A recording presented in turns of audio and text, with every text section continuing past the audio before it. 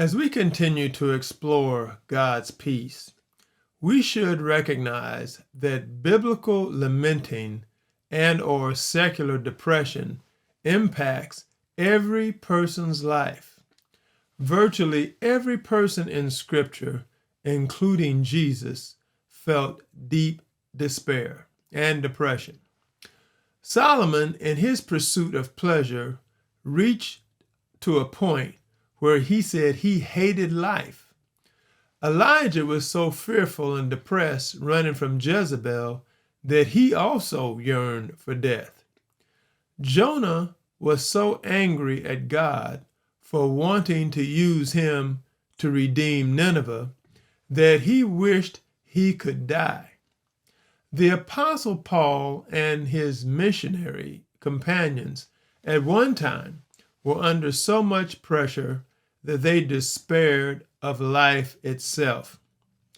And Jesus was so distressed that he actually sweat blood. However, the thing about it is, none of these men or characters committed suicide. Solomon learned to fear God and keep his commandments. Elijah was comforted by an angel, allowed to rest, and given a new commission. Jonah received admonition and rebuke from God, but fulfilled his assignment. Paul learned the secret of contentment in all situations, and Jesus, our ultimate model, submitted to the will of the Father. These examples now were to encourage us to rest our faith on God's power. 2 Corinthians 2:4-5 says, "My message and my preaching were not wise and persuasive, or not with wise and persuasive words, but with a demonstration of the Spirit's power, so that your faith might not rest on men's wisdom, but on God's power." Now, the most detrimental result of a wounded spirit is suicide. Now, this is what we're going to focus on in this lesson. In this lesson, I intend to share a personal testimony that frames my theology for finding rest and God's peace. Okay, I'm gonna go this way. So it's going to be a little bit different than usual. So when I was a VA chaplain, I ministered to inpatients and outpatients with suicidal ideation. I also ministered to palliative care and hospice inpatients and outpatients. My goal and purpose with suicidal and terminally ill patients was the same. Not to stop death. I can't do that. I couldn't do that. But to assist patients in achieving a good death. That is called walking the patient home. Terminal patients, I'll start there, were informed by their physician that curative options had been exhausted. All curative options had been exhausted, and now the goal was just to keep them comfortable. At this point, when the patient heard this, they usually had a life expectancy of about 6 weeks. Now, my goal with those patients was to come alongside to assist them in coming to terms with their impending death. I mean, it was right there, and it already been told. On the other hand, I reminded my suicidal patients, now when I was working with them, that their life expectancy was indeterminate unless they intervened. However, my goal was the same for suicidal patients as it was for terminal, and that is to help the suicidal achieve a good death. And I'm going to talk more about that in a minute. With terminal patients, I offered to burden bear with them to process, now the thing about this, their grief and loss to clear his or her conscience.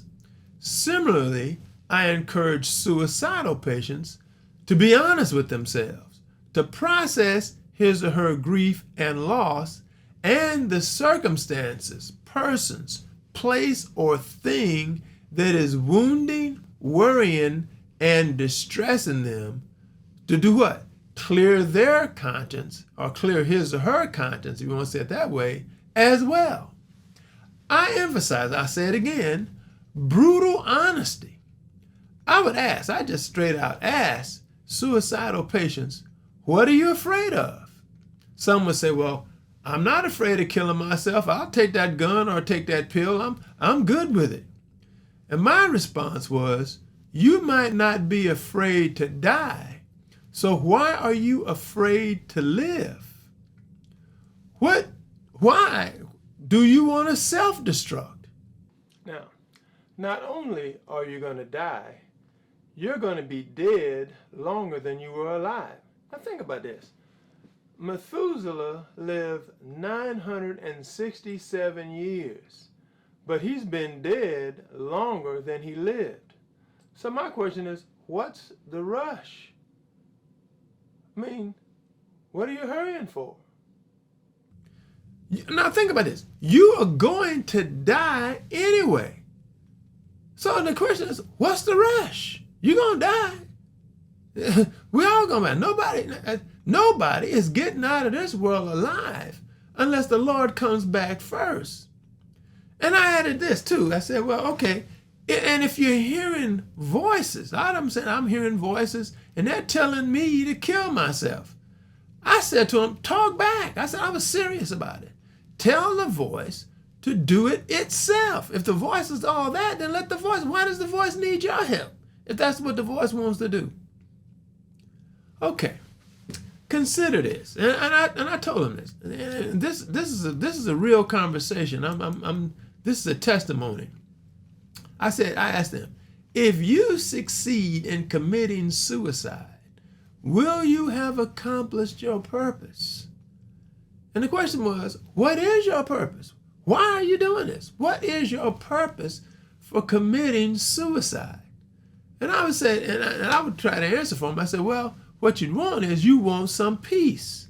You want peace from your pain, peace from your issue, peace from your mistake, or peace from your shame. You want peace. That's what you're thinking you're going to get if you commit suicide. You will get out from under the burden of being in this condition. But then I said, but suicide has a contagious impact on your family. Now, here's my other question. Is it your desire that anyone from your family follow your example? You open the door. Do you want other members of your family to follow your example? What kind of leadership are you? Is that? Now I know, and I know I'm trying to speak rational conversation to an irrational situation. But since you're here, let's stop and really dissect this thing. Let's be brutally honest. But then I say, well, but you can't measure what you can't measure. Because, how do you know that your presence, if you stayed around, might have had or could have a major positive impact? So why are you wanting to use a permanent solution for a temporary problem?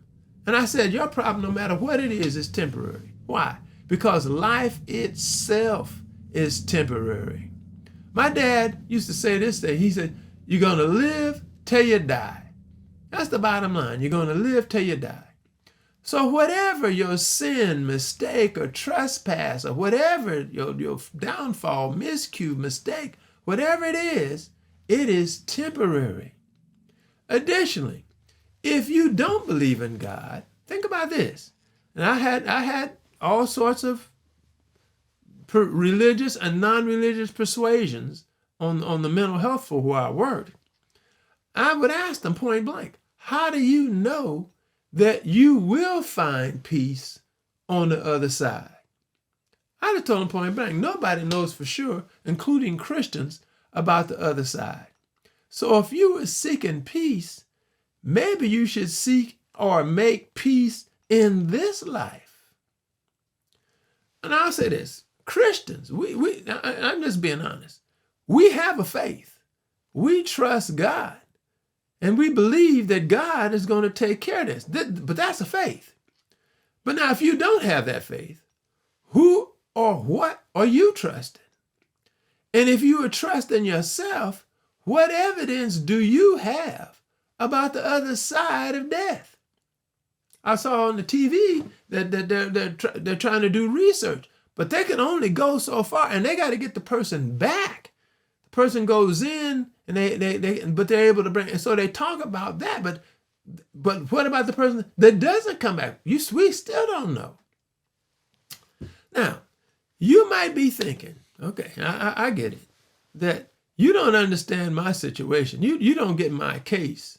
And let me tell you the point blank truth. You would be right. I don't understand your case. I'm not you.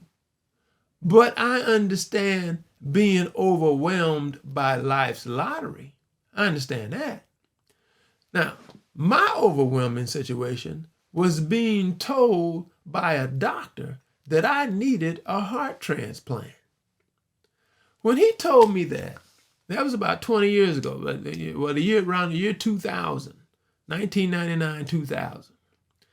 When he told me that, I went into shock. First, I'm gonna just be honest, I got scared. I was scared. I went into deep depression. And I had people hanging around me, and they were around me, and I had a person come in and observe me for a whole day. And at the end of the day, that person said, he talking about me, I had tornado mind. That's what he called it, tornado mind, which meant what? I had severe mood swings. One minute I could be calm and coherent. Then all of a sudden I'd start crying out of the clear blue. Next minute I'd be angry and be upset and mad and everything else. And I mean, and it was all outside my control. It was like I was on a roller coaster and I couldn't do anything about it. I was just from one thing to another, just swinging left and right. During the day, when everyone was at work, I'd be in my hospital room and I would think to myself that nobody cared about me. Then in the evening, when people would come in from work and come and visit me, I wanted everybody to get out of there and leave me alone. I was mad at God. I was disappointed, and I blamed God for not intervening in my case. I asked the question just like everybody else, why me? But honestly, but now here, what I should have been asking is, why not me? What makes me so special or entitled that I shouldn't have any trouble because everybody else is having trouble? So what makes me special? But that wasn't how I saw it. I was wondering about me. I didn't care about it. It was about me, myself, and I. And I'm going to say this, paradoxically, this wasn't the first time I got mad at God. The first time was when my parents told me that I was an adopted child. When they told me the story about my mother and what happened, and what happened, after that, I wondered what was wrong with me that not even my mother wanted me. I went into deep depression during that period as well. My grades went down. I joined the gang. I became self-destructive. But now, what brought me back to my senses was a conversation I had with a minister named Reverend Hicks when I was 15 years old. See, my parents were old school. They made me go to church. I mean, this wasn't no laying around the house because I was upset or mad about something. I had to go. So I went to this evening class back in the day. They called it Baptist Training Union, or BTU. However, that Sunday night, I was the only student in class. And it was just Reverend Hicks and me. And Reverend Hicks was talking about the goodness of God and how great God was, and God was this and that and all that. And I was sitting there looking at him, and when I'd heard enough, I unloaded. I told him, how could he say that God was good when he brought me into the world and like this, and my mother didn't even want me? And even though I found out later that it wasn't true, I was initially told that I was the product of a rape. So I thought I was the son of a criminal, which might have been the reason my mother didn't want me, because of what happened to her. And guess what? I was full of shame. So Reverend Hicks went on and let me finish. Then he asked me, would I rather the alternative? And I said, what? What alternative? To be with my mother and father in my natural family? He said, no, that's not your alternative or your option. Your alternative is to never have existed. He said, if your criminal daddy had not been with your mother, you would not exist. Now, at that point, I'd had biology, and I understood what it took to have a child. And it dawned on me that only those two people, but from those two people would I come out. And when he said that, it had the impact of shaking me out of my funk and bringing me back to reality. He said to me, no matter how you got here, the Lord allowed you to be born, gave you a family, and brought you to this moment. So the bottom line is, why are you ashamed? You are not your father or your mother. You weren't there. That was between them. You were just born. And you have your own life. Think about this. You don't even know who your real father is and are not being raised by your mother, but you have people who God put in your life who love you, kept you alive, and are still supporting you now. God did all this. Now, getting back to my original story, when the doctor told me that I needed a heart transplant, he was deliberate but non-committal when it came to my prognosis. He told me that some get better, some stay the same, and some get worse. I asked, what group am I in? He said, I don't know.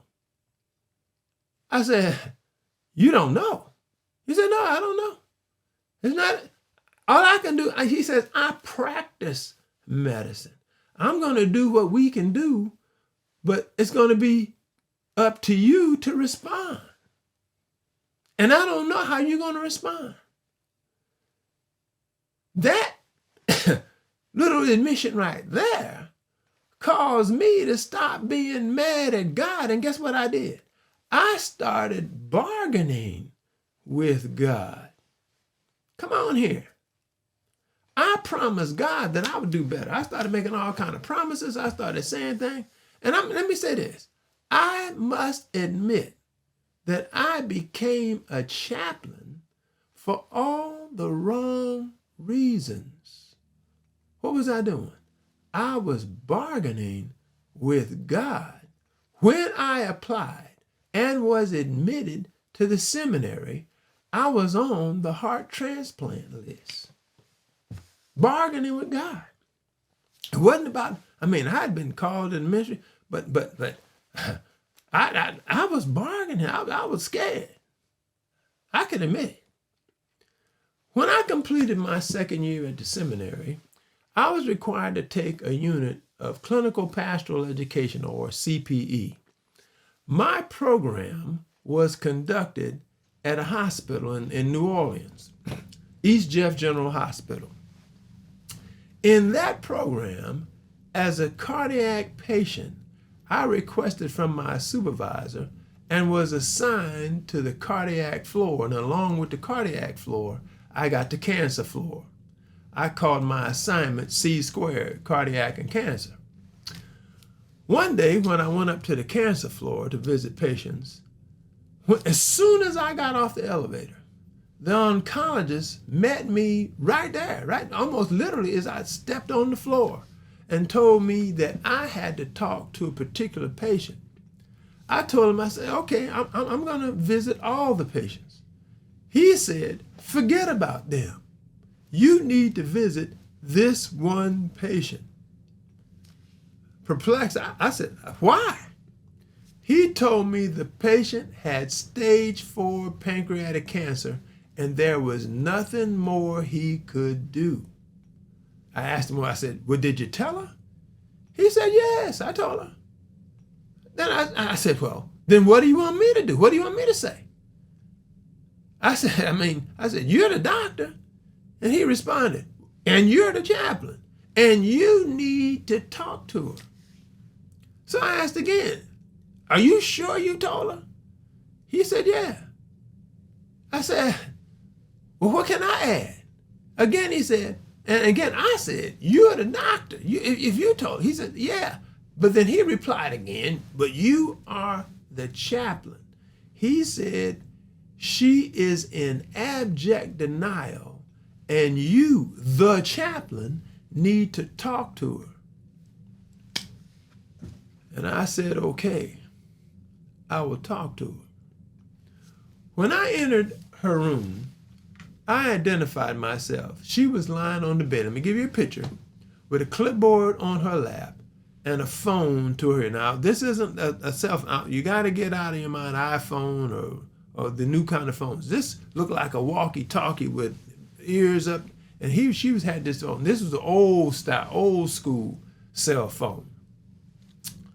The first thing she said to me was, do you know anybody at MD Anderson? That's a cancer treatment hospital.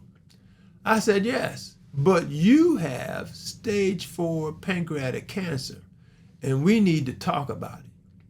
She ignored that comment, went right over her head. She said, her next thing was, do you know anybody who can get me admitted into an experimental cancer treatment program? And I said, yeah, I knew a couple of people. But I said, but you have stage 4 pancreatic cancer, and we need to talk about it. And she looked at me, she eyed me up and down. She asked me, what kind of chaplain are you? Aren't you supposed to tell me that God can heal me and that God can do a miracle? I said, I believe God can do anything but fail. He can do anything you want. God can do anything. But if we are going to God, we need to approach with reality. You have stage 4 pancreatic cancer. Now, this is pretty direct, but now follow me here. This is my testimony. I'm telling you what happened in that room. She said back to me, I cannot die. I said, why? She says, I have a 6-year-old and a 2-year-old, and I cannot die before my 2-year-old knows who I am. I mean, she was pretty desperate. But let me digress right here. Can you imagine a conversation between a person with stage 4 pancreatic cancer and the other person needing a heart transplant? Can you imagine that kind of conversation? Our conversation was raw and direct. I mean, what you gonna do to either one of us? What you gonna say? I'm a bad chaplain because I'm talking the way I'm talking? What you gonna say to me? I'm on the heart transplant list. And the way she was responding in our conversation, she has stage 4 pancreatic cancer. There was no bars. There was none of the usual stuff that we put up to make us seem one. That was all out the window. I was on a mission, and so was she.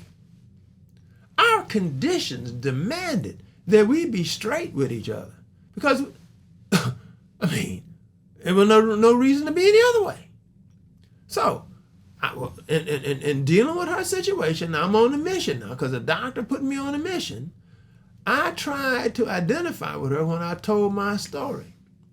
And she told me that even though she sympathized with me, she did not care about my situation. Why? Because she had 2 children that needed her. This is straight. This is raw. And we started arguing. We started going back and forth, yelling at one another. Every once in a while, a nurse would push the door open and look in there, and the doctor would close the door. We were in there for nearly 3 hours, and it was intense. Conversation was intense. It got so intense that I started getting dizzy because I was so into it. And remember, I'm still dealing with my heart transplant. I had atrial flutter. And my heart, and I was on the transplant. I was still on that list. Come on here. And as I was getting dizzy and all that, I realized I needed to go somewhere and calm down. So I asked her, I got to this question. We've been talking, I got to this question. And I said, is God able to take care of your children with or without you? And she said, well, hadn't thought about it. I said, okay, let's talk about it tomorrow. The next day, I went to her room and I identified myself, and she was standing at the window looking out, and she turned and looked at me, and she says, first thing she said, I have the answer to your question. I said, what is it? She said, yes, God can take care of my children with or without me. I said to her, what do you want to do? She looked at me. She said, are you messing with my mind? I said, no, I'm not messing with your mind. I said, what do you want to do? She said, yesterday, I was telling you I wanted to get into an experimental drug treatment program, and you were telling me I had stage 4 pancreatic cancer. Now today, I'm telling you I have stage 4 pancreatic cancer and that I'm ready to deal with this. And now you asking me, what do I want to do? Are you messing with my mind? I said, no, I'm not messing with your mind. What do you want to do? She says back to me, I'm dying. That's what I'm doing. And I said back to her, I know you're dying, but I'm not talking about your dying. I'm talking about your living. What do you want to do with your life? And that question right there applies to everyone seeking God's peace. You have life right now, even though it's temporary. You have it. What do you want to do with it? That's the question of the ages. But her answer back to me is one of the reasons I'm telling this story that I told for almost 15 years. I told it over and over again on the psych ward when I was a VA chaplain. Her answer back to me, she said, you know something, chaplain? I haven't been thinking about living. I've been avoiding dying. And when she said that, I had to sit down. It floored me. I had another one of those bone-jarring moments. Because up to that point, as you can tell, my conversation had been a broadcast. I was addressing her problem. I said, you got to deal with this, and we need to talk about this, and we need to do this. And you need to come to terms with your situation. You need to see your situation. But when she said that back to me, the spotlight shifted. The spotlight, I was shining on her, but all of a sudden it turned around and it was focused all on me. And guess what? All my junk was exposed. Why? Because I was in just as much denial as she was. Remember, I was bargaining with God. I was laid bare. Because it hit me like that. That what I was telling, she had she was able to expose me and what I was actually feeling. So I don't know how long I sit there, but I finally heard myself ask her, well, if you knew what you wanted to do, what would you do? She said, if I could do anything, I would take my kids to Disney World. I said back to her, what are you waiting for? She says, I can go. I said, yeah, you can go, but you got to go now. This isn't some future plan you got to make. You got to go now. And she says, well, so I got the doctor. The doctor agrees, yeah, she could go. I mean, she had to be on some steroids, but we could keep her comfortable enough that she could go with her children. But she didn't have any money. Why? Because she had spent all trying to get over the cancer. So the hospital nurses did a fundraiser, and they raised enough money to send her and her family to Disney World. She went and spent a week with her family down there, and she had a wonderful time. And she came back to New Orleans, and she was there for another week. She came back in the hospital and died a week later. But for the last few weeks of her life, she learned how to live. She lived until she died. Think about that. She found contentment, like what Paul talked about. She found it when she realized that she had to give it over to God. After that, I went back to my doctor. I had been carrying this beeper. I told you I was on the heart transplant list.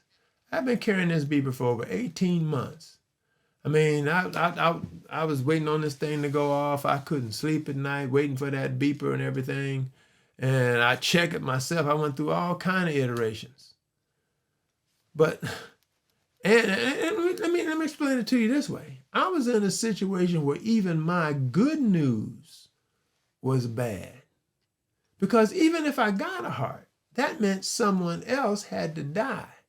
On top of that, then I would be on anti-rejection medicine for the rest of my life. But after my experience with that particular patient, when I got in front of that doctor, I told him, when I leave here, that beeper is not going with me. He said, he asked me, do you know what you're saying? I told him, I know what I'm saying. I told him, I'm going to live until I die. I'd made up my mind. So he took the beeper off the table and put it in his drawer. And he said back to me, he says, well, I want to try one more thing. And I said, okay, what's that? He said, I want to give you a cardioversion. And a cardioversion, he wanted to shock my heart, try to get it back in rhythm. And he did. He shocked my heart, and it went back in rhythm. And it stayed in rhythm for 17 years until it went back out of rhythm, and then I got an oblation, and now it's back in rhythm again, in its own rhythm. But right then, I was able to find peace.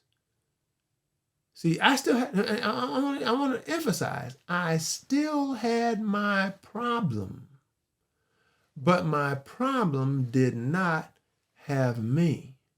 Now, I got to admit, don't get me wrong. I've had a few pity parties along the way. And I've, jumped in and I felt, I heard and I had my moments. But when I remember this story, I snap out of it. So I now understand what Paul meant after he had gone through all his stress, when he said that he learned what it meant to be content. And this is the goal. This is what the power. We're talking about God's might, and we've already talked about grace and mercy. And I've been focusing now for the last 2 or 3 lessons now on peace. This is when you are in the middle of it, you still are able to hold on. And God gives you contentment with your problem. He may not take you out of your problem, but he'll give you contentment with it. So we are stopping here. God's peace is the elusive and variable aspect of God's might, in that it requires one's participation. However, once I